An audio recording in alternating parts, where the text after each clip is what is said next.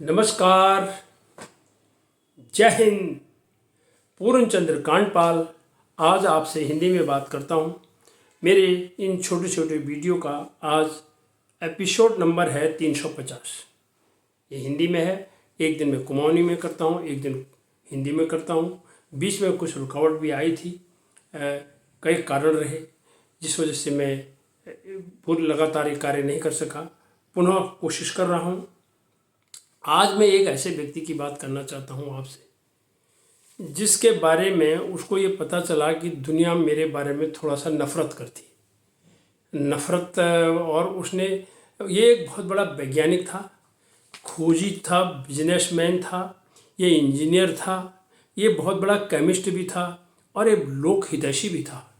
इतनी चीज़ें थी इसके पास। और ये कौन था मैं आपको बताता हूँ।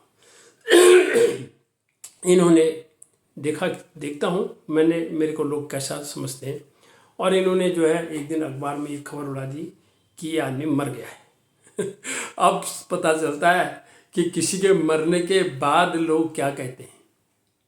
मरना तो सभी ने है एक दिन, लेकिन कुछ के बारे में क्या कहते हैं, कुछ के बारे में क्या कहते हैं, वो मरने वाले को थोड़ी इस चीज़ का पता होता है। लेकिन ये इसने अखबार में खबर छपवा दी, तब लोगों ने कहा कि ये बहुत गंदा आदमी था। क्योंकि देखिए इतनी चीज़ें करने के बाद भी, क्योंकि इसने विस्फोटक की खोज की थी, डायनामाइट की खोज की थी।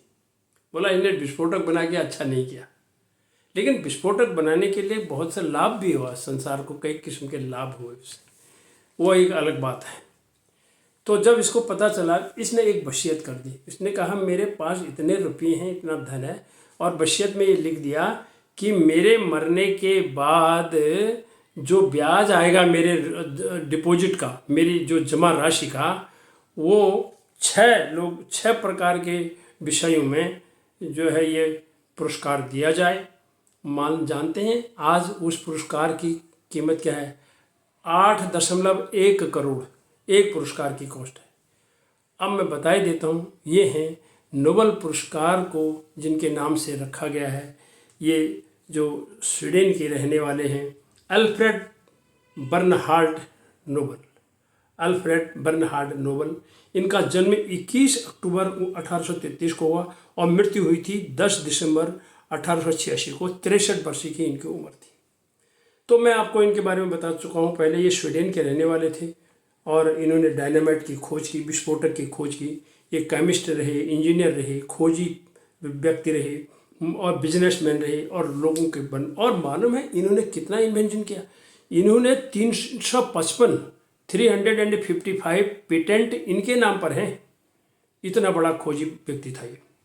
तो जब इनको इस बात का पता लगा अपनी मृत्यु के बाद, वो मैं आपको कहानी बता चुका हूँ, तो इन्होंने ये किया। तो अब विस्फोटक के बाद इन्होंने 1901 में इस पुरस्कार की स्थापना की गई है और ये 6 विषयों में किसमें दिया जाता है। 1901 से सबसे पहले शांति के लिए दिया जाता है, दूसरा भौतिकी के लिए दिया जाता है, फिजिक्स में, केमिस्ट्री में दिया जाता है, रसायन में, जंतु वनस्पति विज्ञान या औषधि मेडिसिन में दिया जाता है, और उसके बाद साहित्य में दिया जाता है, और 1969 से ये अर्थशास्त्र में भी दिया जाता है। अब तक ये पुरस्कार व्यक्ति और संगठन मिला करके 981 संस्थाओं और व्यक्तियों को दिया जा चुका है नोबेल प्राइज पुरस्कार। लेकिन भारत के कितने हैं अंदाज़ा आप लगा लीजिए। मैं आपको बताना चाहता हूँ, बहुत संख्या अच्छी नहीं है। कहाँ से होगी? हमारे देश में तो शोध के लिए पैसा, शिक्षा के लिए पैसा उतना बजट में दिया ही नहीं जाता। अन्य मादों में दिया जाता है। शिक्षा और शोध में जब होगा ही नहीं, तो फिर खोज क्या होगी? तो नई खोज नहीं होगी। तो मात्र कुल हमारे देश के 8 लोगों को अब तक ये पुरस्कार मिला है। देखिए 1901 से अब तक ये बात हो रही है, जिसमें 5 तो भारतीय हैं और 3 भारतीय मूल के हैं। मैं इनके नाम भी लगे हाथों आपको बता देता हूँ। कुछ और इसमें किसी ने जानकारी चाहिए तो आप बढ़ा सकते हैं।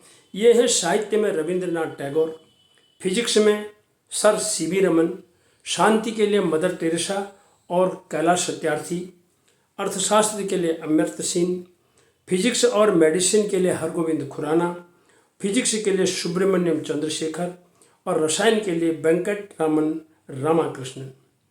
ये लोग हैं, कुल 8 लोग, 981। इसमें सबसे अधिक बड़ा हिस्सा है अमेरिका का, यूरोपियन कंट्रीज़ का है, क्योंकि वहाँ पर पैसा अधिक जो है इन चीज़ों पर लगाया जाता है। हमारे देश में किस चीज़ पर लगाया जाता है बताने की ज़रूरत नहीं है, हम सब देखते हैं, लेकिन इतना ज़रूर है, शिक्षा पर, शोध पर, स्वास्थ्य पर हमारे बजट को आप देख लीजिएगा, उसमें हमारे कम पैसा उसमें लगाया जाता है। तो जहाँ ऐसा होगा तो उनको क्या पुरस्कार मिलेगा। 981 में कुल 8, और वो भी 5 भारतीय 3 भारतीय मूल के लोग हैं, इनको ये पुरस्कार मिले हैं। मैं इतना ही कहना चाहता हूँ कि नोबेल प्राइज़ विश्व में सबसे बड़ा पुरस्कार माना जाता है, और इसकी कीमत आज की तारीख में ये क्रोन में उसमें दिया जाता है, क्रोनर में दिया जाता है ये, लेकिन अगर हम उसको भारतीय करेंसी में बताएं तो एक पुरस्कार की कीमत है 8.1 करोड़ रुपया, इतना उसमें मिलता है। और अगर हम डॉलर में अगर लगाएं तो 9,86,000 करीब डॉलर ये आता है। क्रोनर में ये 11 मिलियन आता है।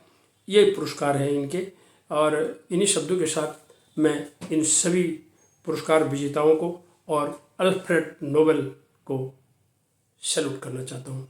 धन्यवाद, नमस्कार।